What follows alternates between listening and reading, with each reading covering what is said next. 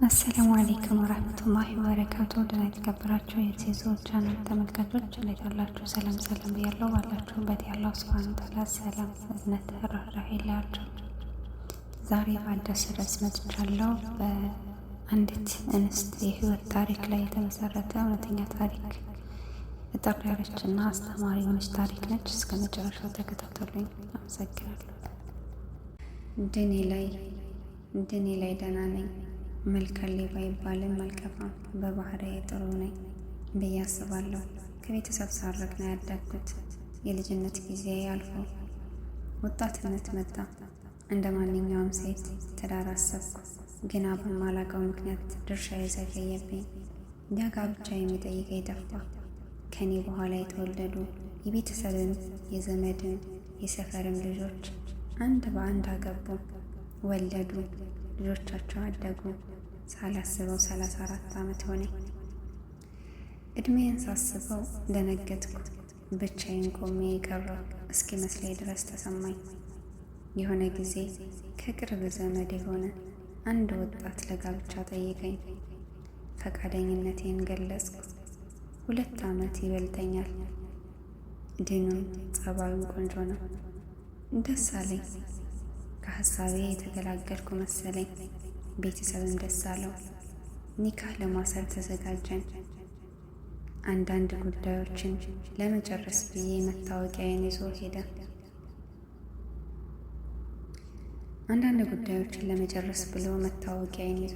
ከ2 ቀን በኋላ ስልክ ተደወለልኝ።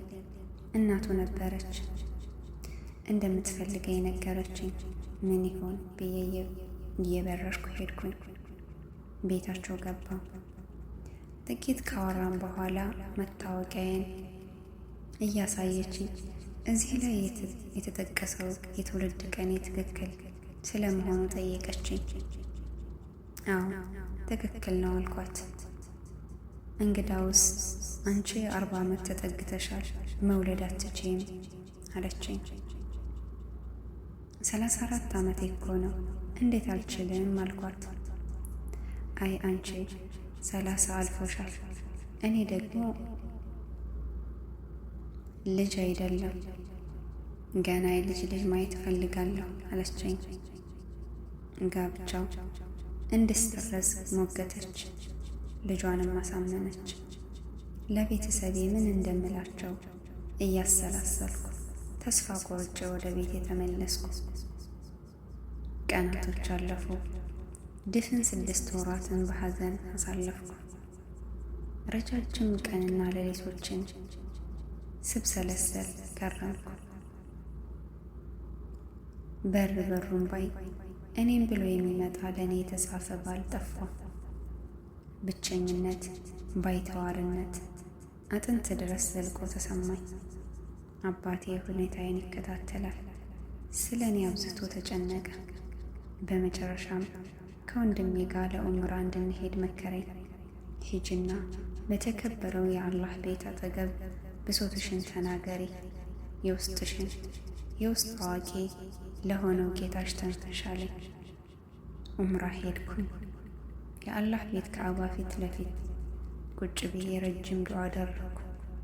ለእርሱም የውስጥ ስሜቴን ሁሉ አንሾካሾኩ፣ አለቀስኩ። ፈረጀን ያቅርብልኝ ዘንድ ተማጸንኩት። የሆነ ቀን ሱና ከሰገድኩ በኋላ ጥቂት ቁጭ አልኩ። ከኋላ አንዲት ሴት በአማረ ድምፅ ቁርአን ታነባለች። የአላህ ችሮታ ብዙ ነው የሚል ትርጉም ያለው የቁርአን አንቀጽ ስታነብ ቀልቤ በተለየ መልኩ ወደዚያ ተሳበ። በቁርአን ውስጥ የዚህ አይነት አንቀጽ ስለመኖሩ ገረመኝ። አላህ በችሮታው ያስበኝ ዘንድ ተማጸንኩት። ሴትየዋ አየችኝ። ምን እንደሆንኩ ጠየቀችኝ። ሁኔታዬን ነገርኳት። አብሽሪ አለችኝ። አብሽሪ፣ አላህም ያሰብሽውን ይሰጥሻል፣ ኢንሻአላህ ደስ የሚልሻል አለችኝ። ኡምራውን አጠናቅቄ ተመለስኩ። ድንገት የረጅም ጊዜ ጓደኛዬንና ባሏን በአይሮፕላን ማረፊያ አገኘኋቸው። የባሏን ጓደኛ ለመቀበል እየጠበቁ ነበር። ሰላምታ አቅርቤላቸው ትንሽ እንዳወጋን ጓደኛቸው ደረሰና ተሰነባበትን። ወዲያው አባቴ ደርሶ ተቀበለኝ። ጥቂት ቀናት አለፉ። አሁን ከበፊቱ በተሻለ ልቤ በመጠኑ ሰክኗል። ዱዓዬንም አላቋረጥኩም።